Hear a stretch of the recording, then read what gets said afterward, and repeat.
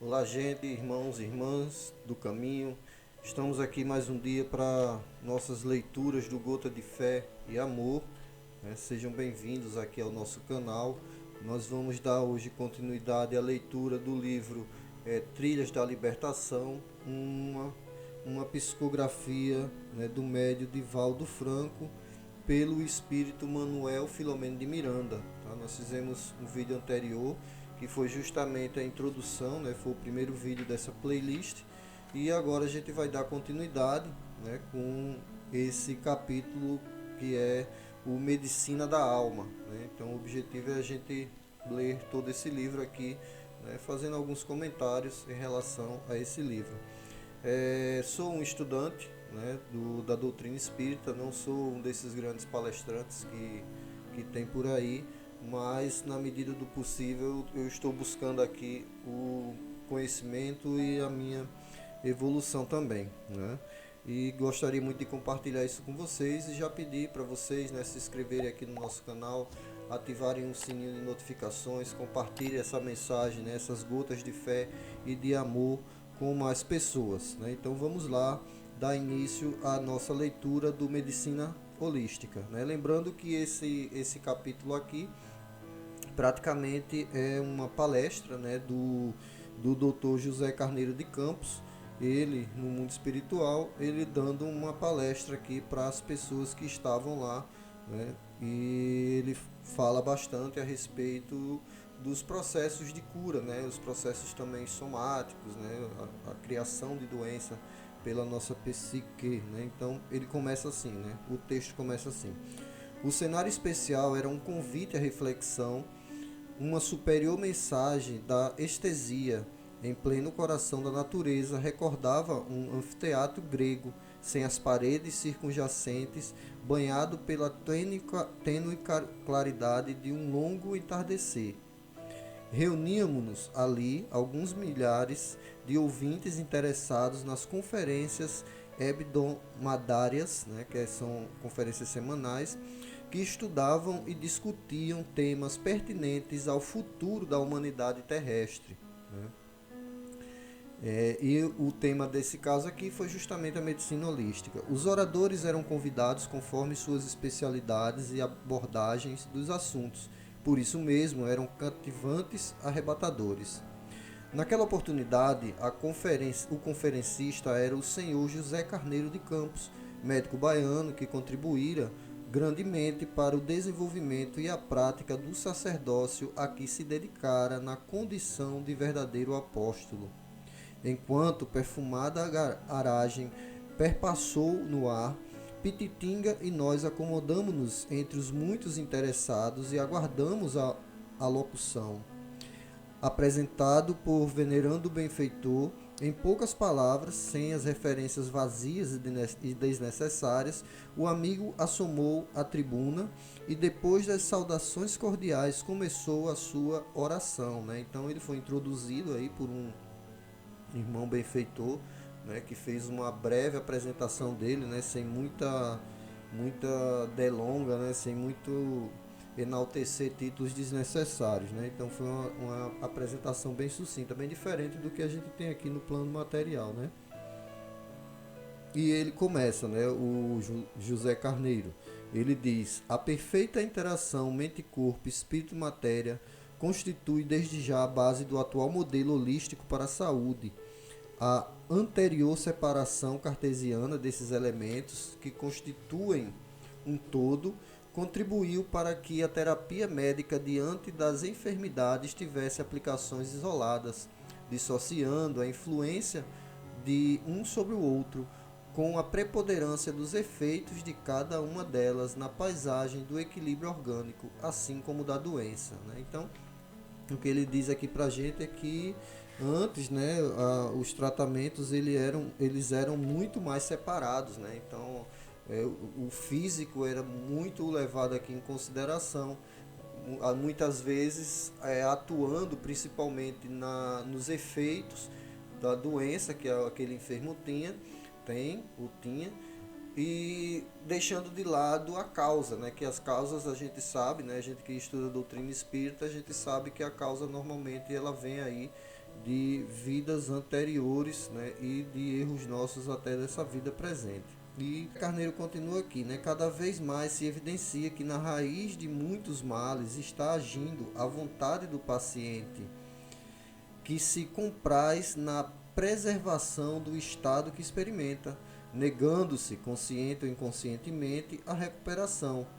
Multiplicam-se, por consequência, as técnicas de autocura, e mediante estas são colocados à disposição do enfermo os recursos que ele deve movimentar a benefício próprio, liberando-se dos mecanismos de apoio por meio dos quais mascara os conflitos, estresses e desconfortos íntimos que lhe subjazem no cotidiano, né? Então, o palestrante ele nos diz aqui que muitas vezes o nosso alinhamento de pensamento, né, pode ser voluntário ou involuntário, ele acaba fazendo com que esses males eles possam surgir em nós, né? Porque ele diz aqui que eles são alimentados pelos nossos pensamentos, né? Pelas nossas vontades, e muitas vezes não uma vontade consciente, mas também uma vontade ali inconsciente, muitas vezes agindo aí espíritos obsessores atuando dentro da nossa vibração.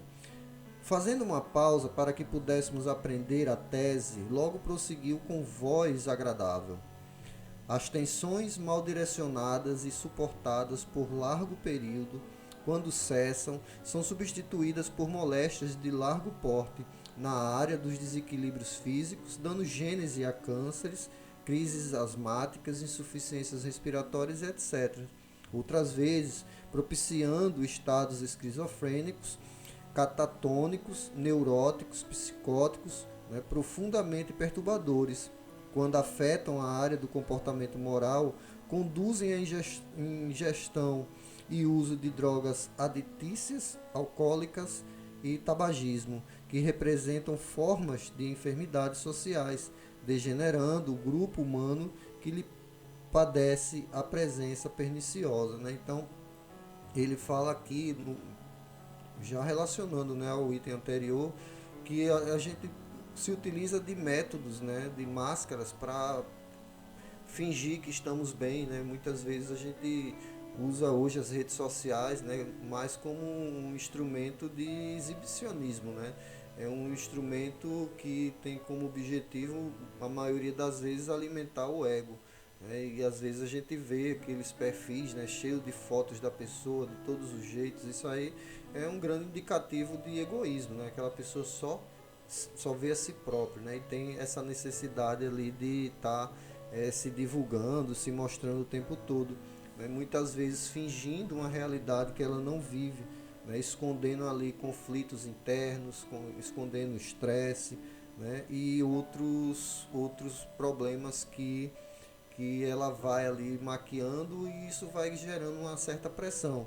E o conferencista aqui ele fala, né, que essa pressão ela pode criar no campo físico, né, problemas relacionados a câncer, né, problemas pulmonares e etc. E no campo mental pode provocar aí diversos tipos de doenças como esquizofrenia, né, o catatonismo, né, pode transforma pessoas em neuróticas e etc, né? E comumente faz com que essas pessoas aí elas tendam a buscar válvulas de escapes, né? Muitas vezes nas drogas podem ser lícitas ou ilícitas, né? Mas mais comumente em drogas lícitas, né? Que acaba você ali contribuindo para uma chaga no meio da sociedade, né? E aí quando agimos, né, quando a gente não age para libertar as nossas tensões, né, os nossos pensamentos, a gente acaba agravando essa situação dentro de nós, né? E vamos lá. Ele diz: a influência da mente sobre o corpo é de grande significação para a saúde pelo estimular ou reter da energia que a sustenta, e quando bloqueada pelo psiquismo perturbado, cede campo à proliferação dos germes que se lhe instalam, fomentando os distúrbios que se catalogam como doenças. Da mesma forma, a ação da vontade aplicada com equilíbrio em favor da harmonia pessoal desbloqueia as áreas interrompidas e a energia de sustentação das células passa a vitalizá-las, restabelecendo o campo de desenvolvimento propiciador da saúde, né? Então, o que a gente vê aqui é que justamente a nossa forma de pensar, ela além dela, ela pode sim desencadear diversos males da nossa saúde, mas o inverso também acontece, né? A gente pode se utilizar aí de vibrações positivas, né? De orações, né? Da mentalização aí de situações de conforto para a nossa vida. Né? Lembro que Raul Teixeira, numa palestra que a gente publicou aqui no nosso canal, ele fala justamente disso. Né? Ele diz que muitas vezes nós é que buscamos as aflições para a nossa vida.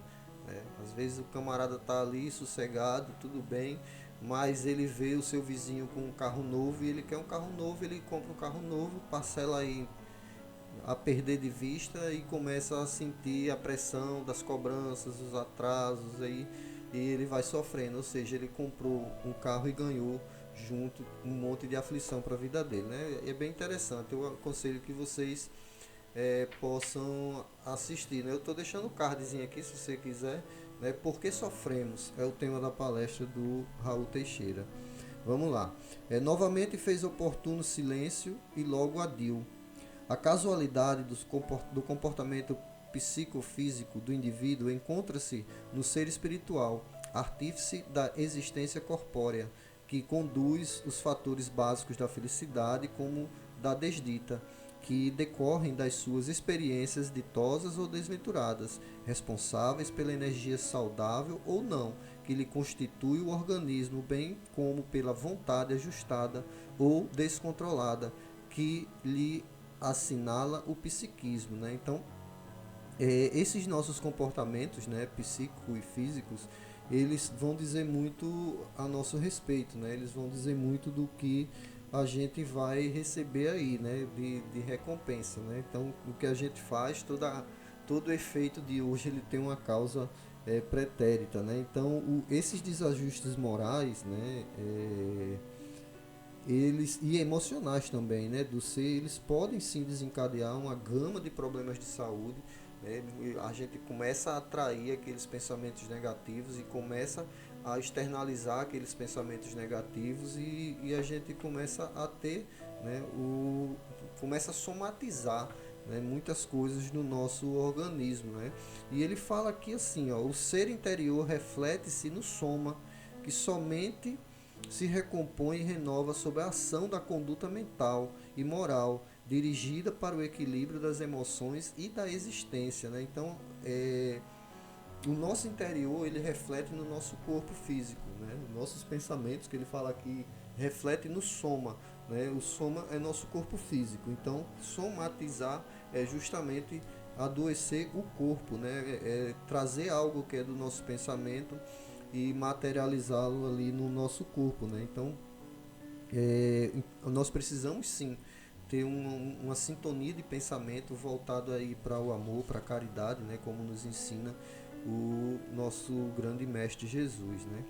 E continuando, a ação da vontade no restabelecimento da saúde e na manutenção da doença é de ponderável resultado, refletindo os estados da harmonia ou os conflitos que decorrem da presença ou ausência da consciência de culpa, impondo reparação, né? Então, a ação de vontade, ela pode sim restabelecer a nossa saúde, como também ela pode agravar uma doença que nós temos, né? Quem não lembra aqui da passagem bíblica em que Jesus passava na rua e uma mulher que tinha um problema de hemorragia, né, vários anos, ela só toca no manto de Jesus e sem que ele faça nenhum tipo de processo de cura, ela simplesmente se cura, né? E Jesus diz para ela, né, que tua fé te curou. Então isso é o conferencista nos apresenta aqui, né, que é justamente essa ação da vontade, que pode nos representar uma reparação ou pode representar também uma dificuldade maior com a convivência com essa doença. E continua. Os estresses e traumas prolongados desgastam os controles retentivos do bem-estar e desatrelam as emoções que geram a desorganização celular.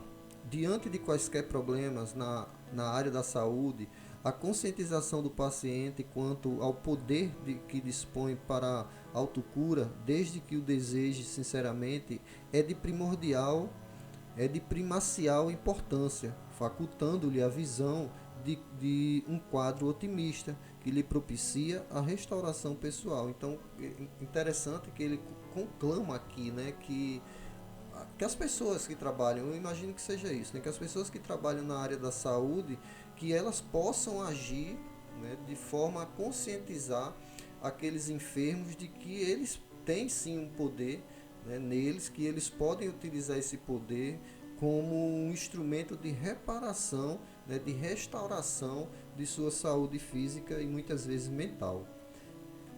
Continuando, há em todos os indivíduos quase uma tendência para a autocompaixão, a autodestruição, a vingança contra os outros em esforços inconscientes por ocorrências que lhes são desagradáveis. Ante a impossibilidade de assumir essa realidade anteriormente, transformam tal aptidão em doenças, estimulando estimulando a degenerescência das células que aceleram a sua multiplicação, formando tumores cancerígenos, matando as defesas imunológicas e abrindo-se às infecções, às contaminações que perturbam a máquina orgânica e fomentam a instalação das enfermidades, né? Então, a gente quando nós, né, sofremos alguma injúria, algum atentado assim contra nós, né, quer seja verbal ou fisicamente, a nossa tendência é alimentar um ódio, né, doentio, é alimentar um desejo de vingança. A gente não pensa no perdão, a gente não pensa, né, em carinho, a gente pensa assim em tentar fazer de tudo para se vingar daquela pessoa, né? Esse é um pensamento de autodestruição, né? Porque você na verdade estaremos destruindo a nós mesmos, né? A gente não pode agir dessa forma, né? O que a gente tem que fazer é pautar nossos pensamentos numa linha de perdão, numa linha de raciocínio, né, voltado para o quanto, né, Deus é misericordioso, né, e na oração do Pai Nosso, né, que a gente pede, né, para que nos perdoe assim como nós perdoamos a quem nos tem ofendido, né? Mas será que nós realmente estamos perdoando, né? Ou a gente está ali fingindo que perdoa e alimentando um ódio dentro do coração, né? Então, que a gente possa refletir a respeito disso, né? Aí vem assim, a Assembleia Silenciosa acompanhava ali o raciocínio claro com encantamento. Dando maior ênfase às palavras, prosseguiu. Não raro, pessoas portadoras de neoplasia maligna e outras doenças, quando recuperam a saúde, sentem-se surpreendidas e algo decepcionadas, tão acostumadas se encontravam com a injunção modificadora de que eram objeto. Por outro lado, dão-se conta de que a família já lhes não dispensa a mesma atenção e o grupo social logo se desinteressa por suas vidas, despreocupando-se em relação às mesmas. Sentindo-se isolado, né, desmotivam-se de viver, criam recidivas ou facultam a presença de outros males com que refazem o quadro de protecionismo que passam a receber, satisfazendo-se com a ocorrência aflitiva, né? Então, essa parte aqui ele fala justamente que muitas vezes, né, o enfermo ele passa por um processo de cura, ele chega ali a um estado de homeostase, né, do organismo, está tudo ok, tudo bem, mas ele passa a sentir-se isolado, né? Ele passa a sentir-se solitário, porque antes ele tinha amigos, familiares, né, que fala de grupos sociais que ficavam ao lado, né, preocupados com sua saúde e com sua vida.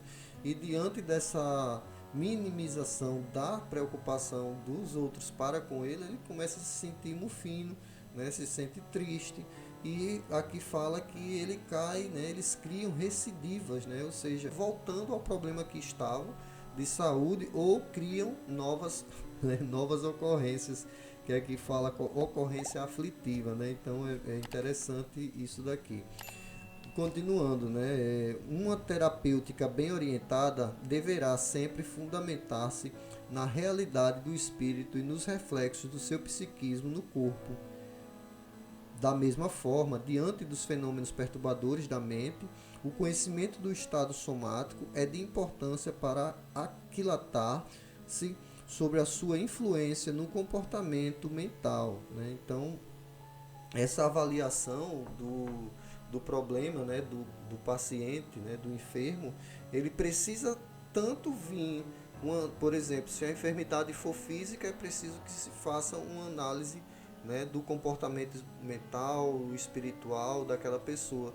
Se o problema é mental, que se busque identificar no físico algo que esteja também provocando aquilo, né? Às vezes uma dor pode levar uma pessoa a pensamentos diversos, né, desgastantes. Então, por isso que ele fala aqui, né, que a terapêutica bem orientada ela deve levar sim em consideração físico, mental e espiritual, né, porque está tudo correlacionado. Inclusive, a OMS ela diz que saúde é justamente um estado de bem-estar físico, mental e social, né? Então é assim que a OMS define saúde, né? Então super direcionado aqui, né? Alinhado com o que o espírito, com o que o palestrante está trazendo para a gente, né?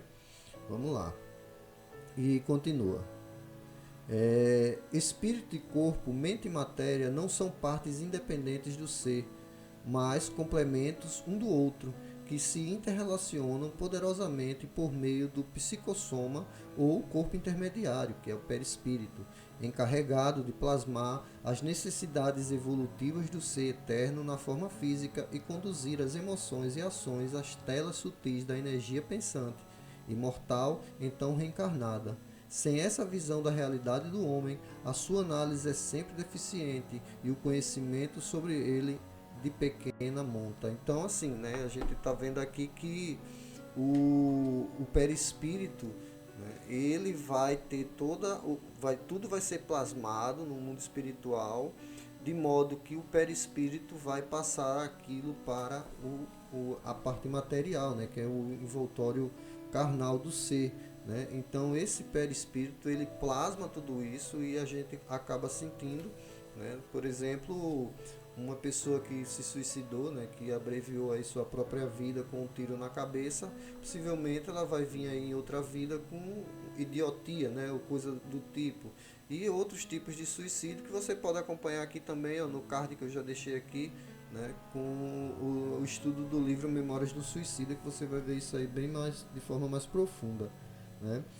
Continuando aqui, os traumas, os estresses, os desconcertos psíquicos e as manifestações genéticas estão impressos nesse corpo intermediário que é o modelo organizador biológico sob a ação do espírito em processo de evolução e irão expressar-se no campo objetivo como necessidade moral de reparação de crimes e outros, né, erros antes praticados. Se aquelas causas não procedem desta existência, hão de ter sido em outra anterior. Igualmente, as conquistas dos desequilíbrios da saúde, da inteligência, do idealismo resultam das mesmas realizações atuais ou transatas que assinalem o ser. Né? Então, basicamente aquilo que eu falei. Né? Então, que realmente nossas enfermidades comumente são causas do passado, né? Então a gente precisa entender, né, nossa espiritualidade, né, para poder atuar em cima das causas, né? E assim a gente poder se livrar aí dos efeitos, né? E aí fala da evolução. A evolução é inexorável e todos a realizarão a esforço pessoal, embora sob estímulos e diretrizes superiores para a paternidade divina dispensa igualitariamente a todos, né? Ou seja, o amor de Deus, né? O amor de Cristo, ela é dividido aí conosco de forma igualitária, né? Sem prioridade. A transitoriedade de uma existência corporal, como a sua brevidade no tempo, são insuficientes para o processo de aprimoramento de beleza, de felicidade a que estamos destinados. As diferenças entre o bruto e o harmônico, o sábio e o ignorante, o feliz e o desventurado, confirmam a boa e a má utilização das experiências anteriores, como também assinalam as maiores ou menores vivências mais ou menos numerosas de uns e de outros, né? Então a gente está aqui, né, vivendo uma nova existência, uma nova oportunidade para buscar aí nossa evolução moral, né, nossa evolução espiritual, atuando sempre dentro do campo da caridade e do amor, né, para que a gente possa aí, é, já que a gente já adquiriu, né, nessa existência tantos novos débitos, que a gente consiga pelo menos saldar alguns, né, do passado.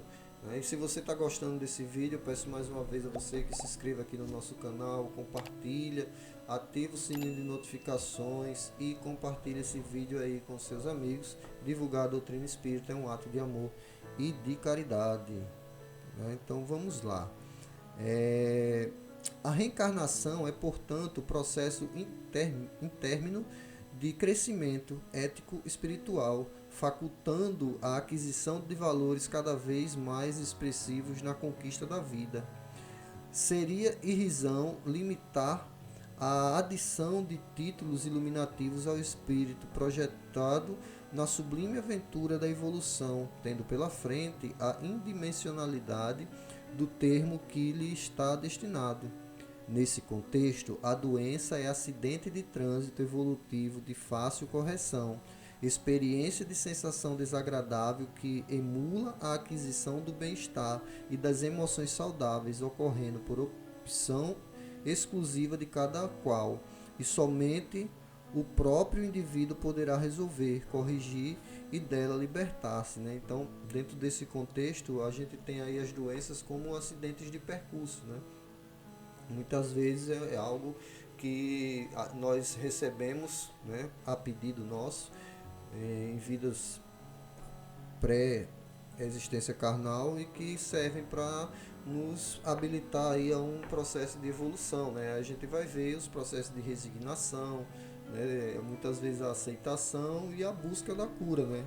Entendendo o porquê daquilo está acontecendo, né? Buscando assim a correção, né, a corrigenda daquilo e também a nossa libertação, né, competindo somente a cada um esse exercício de resolver, corrigir, libertar-se. Né. O interesse geral era manifesto, os rostos denotavam em todos a satisfação. Passado breve tempo, deu curso à exposição. Os processos degenerativos que se manifestam como enfermidades dilaceradoras e de longo trânsito procedem sempre do caráter moral do homem, com exceções daqueles que a solicitam para ensinar aos demais abnegação, dignidade e sublimação. Originam-se nos profundos recessos do temperamento rebelde, violento, egoísta e explodem como flores em decomposição nos órgãos que se esfacelam, sem possibilidade de recuperação. Né? Então, alguns espíritos abnegados, eles pedem para vir, né, com todas essas enfermidades, muitas vezes até mais de uma num só corpo, né, justamente para ensinar a gente os processos de abnegação, né, de dignidade, dentro mesmo diante da dor, né, e também de sublimação, né, a transformação dessa doença em algo melhor, né, que a gente vai conseguir aí, né, de acordo com a vontade de cada um, superar. Originam-se nos profundos recessos do temperamento, né, que a gente falou aqui, rebelde, egoísta e etc. Pode-se dizer que esses mecanismos ulcerativos sempre se apresentam nos déspotas, nos sanguinários, nos ditadores, quando apeados do poder ou ainda durante a sua dominação, refletindo os terríveis contingentes de energias deletérias que vinculam intimamente. Então, esses déspotas, né, esses governantes sanguinários, né, esses ditadores, eles acabam sendo acometidos por doenças bem graves, né? Normalmente a gente vê, né, alguns políticos aí muito malvados e que de repente desenvolve um câncer, morre, tem algum outro problema, morre, né? E não é só isso, né? Ele também fala, os seus estágios finais são caracterizados por dores excruciantes e decomposição do corpo em vida, que ultrajaram com a mente perversa e insana. Quando tal não ocorre, fogem do mundo por meio dos suicídios covardes que lhes demonstram a fragilidade moral ou partem da terra vitimados por acidentes, homicídios dolorosos, né? Por acidentes e homicídios dolorosos. O mesmo ocorre com aqueles que se utilizaram da roupagem física para o mercado do sexo, das sensações grosseiras e vivem aspirando sempre os tóxicos de potencial elevado de destruição vibratória. Então, aqui fala, né, do suicídio, né? A gente vê muita gente famosa, inclusive se você quiser saber um pouco mais de suicídio, eu estou deixando aqui o card do livro que a gente também está fazendo a leitura, que é o livro Suicídio, né? Tudo que você precisa saber de Richard Simonetti, é uma visão espírita a respeito do suicídio, né? Que é muito bom. Então aqui fala justamente disso, né? Quando eles não são acometidos de doenças graves degenerativas, né? Eles acabam abreviando suas vidas por vergonha, por medo, né? E eles se matam, né? Isso acontece muito entre os famosos, né? O cara ali muito famoso, vive na drogadição e tal, e de repente ele dá um tiro na cabeça, ele toma uma overdose, e isso acontece, é muito comum, né? Não deveria ser, mas é. No seu tormento, são destruídos pelo psiquismo que lhes consumiu as forças e a capacidade de viver acima dos baixos padrões morais aos quais se entregaram. E mesmo quando, no cansaço dos anos e no desgaste da vitalidade, resolvem-se por mudanças éticas, por assumir nova compostura, não logram tempo para evadir-se aos efeitos dos atos passados, tombando nas engrenagens emperradas e esfaceladas dos organismos, escravo das construções mentais viciosas, né? Então, algumas vezes essas pessoas pensam assim, vai dar tempo, eu vou me reabilitar, né? Eu vou parar com isso, mas foi tão desregrada a vida do cidadão, né? A vida da pessoa, que o tempo que lhe resta entre o arrependimento moral e a sua recuperação é tão pequeno que ele não tem mais tempo, né? Então acaba caindo aí nas veias da morte, né? Das piores formas possíveis. A mente exteriorizando as aspirações do espírito impõe à organização somática as suas próprias aspirações e preferências, que se corporificam, quando mórbidas, nas mais diferentes dependências e patologias responsáveis pela desarticulação dos seus mecanismos. Assim sendo, quando a abordagem terapêutica não deve ser parcial, e sim holística, atendendo a todas as partes construtivas do ser.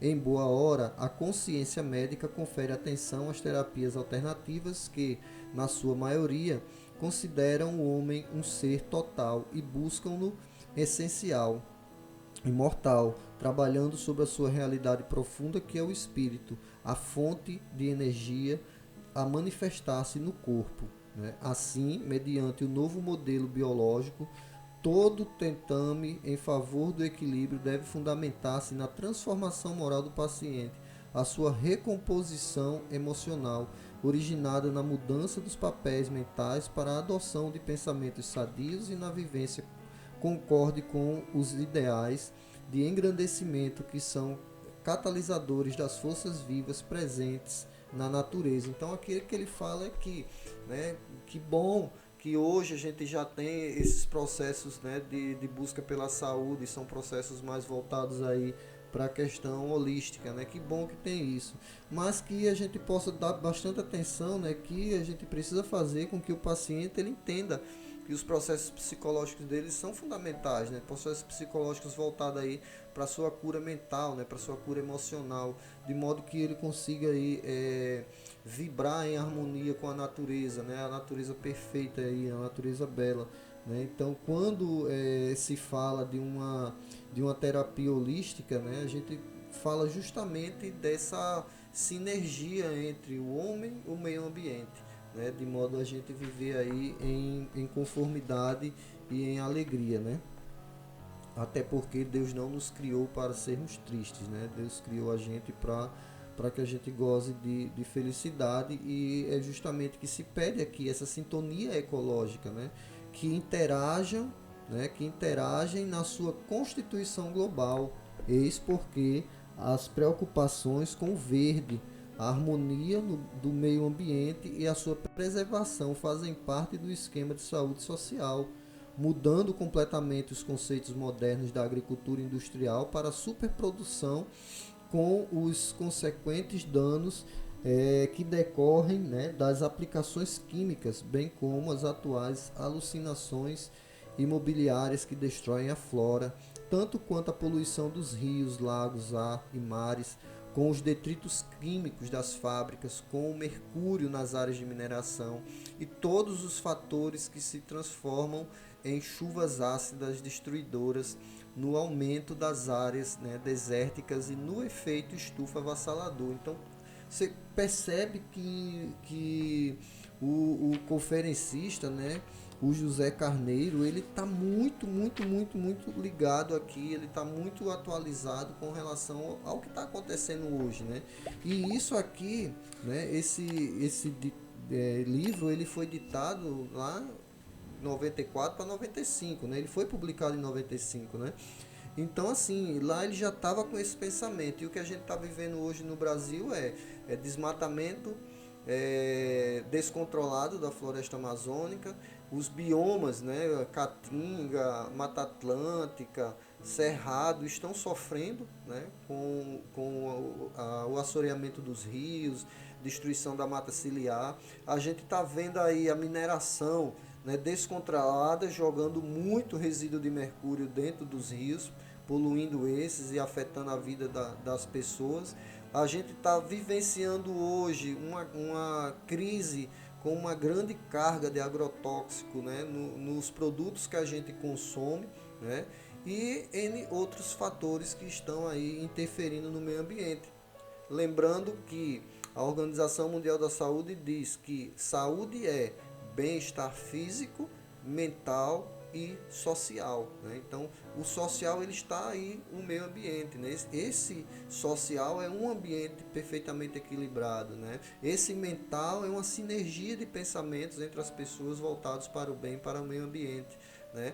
E a saúde física é conquistada quando você tem esse tripé aí em harmonia, né? E continuando aqui, né, já caminhando para a finalização, o homem desnorteado e ambicioso, destruindo a vida do planeta, mata-se também, como que elimina as suas possibilidades futuras, na menor das hipóteses, retardando-as, né? Então aqui fala um pouco da questão da sustentabilidade, né? O que é sustentabilidade, né? É justamente a gente poder consumir hoje de modo que a gente não comprometa as gerações futuras, né? E aqui o livro fala disso, né? Que o homem hoje ele está tão desnorteado e ambicioso que ele destrói sua própria casa, né? Ele põe em risco aí sua própria existência, presente e futura. Qualquer modelo de saúde holística terá que abranger o conjunto das necessidades humanas e nunca deter-se apenas as suas partes isoladamente. O homem é membro da vida, tem vida integrada à natureza e deve ser considerado globalmente, alterando o tradicional modelo biomédico para uma visão mais completa, na qual o amor, conforme a proposta de Jesus Cristo, tenha prevalecência, assinalando definitivamente as atitudes e condutas de cada um. Enquanto a medicina não se unir à psicologia, à ecologia, à agricultura e outras doutrinas afins para um mais amplo conhecimento do ser, dando-lhe uma conduta holística, as terapias prosseguirão deficientes, incapazes de integrá-lo no contexto da realidade a que pertence, minimizando somente as doenças sem as erradicar, atendendo as partes sem maior ação no conjunto, assim permanecendo incompleta, insuficiente, portanto, para a finalidade da saúde global. Jesus Cristo, por conhecer profundamente o homem, curava-o, admoestando-o para evitar-lhe o comprometimento negativo, de modo a associá-lo ao bem geral, graças ao qual se poupavam os males outros maiores. Fazendo uma pausa mais demorada, concluiu: o homem do futuro, após superar as suas deficiências presentes, receberá mais amplo auxílio da medicina, adquirindo uma saúde integral que será também o resultado da sua perfeita consciência de amor e respeito à vida, né? Então, foi isso aqui que a gente trouxe hoje. Então, podemos ver, né? Podemos sentir o quão alinhado de pensamento, né? Alinhado de conceitos, o doutor José Carneiro, né? O médico baiano que deu essa palestra aqui pra gente, né? Ele deu uma palestra pra gente, o quão sintonizados já naquela época com as nossas dores de hoje, né? E nós precisamos, com mais força, com mais vontade, sintonizar nossos pensamentos no bem, sintonizar nossos pensamentos no que é positivo e buscar de forma espiritual e moral a cura das nossas doenças, né? Todos nós somos doentes. Temos doenças diferentes, algumas vezes compartilhamos do mesmo mal, mas cada um de nós é que pode resolver nossos próprios problemas, né? Então, era isso por hoje, né? Vamos ficando por aqui. Mais uma vez eu peço a vocês que se inscrevam aqui no nosso canal, ativem o sininho de notificações, compartilhem essa mensagem com mais pessoas, né? Afinal, divulgar a doutrina espírita também é um ato de amor e de caridade. Beijo em seus corações, que Deus nos abençoe sempre com a sua misericórdia e que Jesus seja sempre a lanterna que ilumina os nossos caminhos. Paz.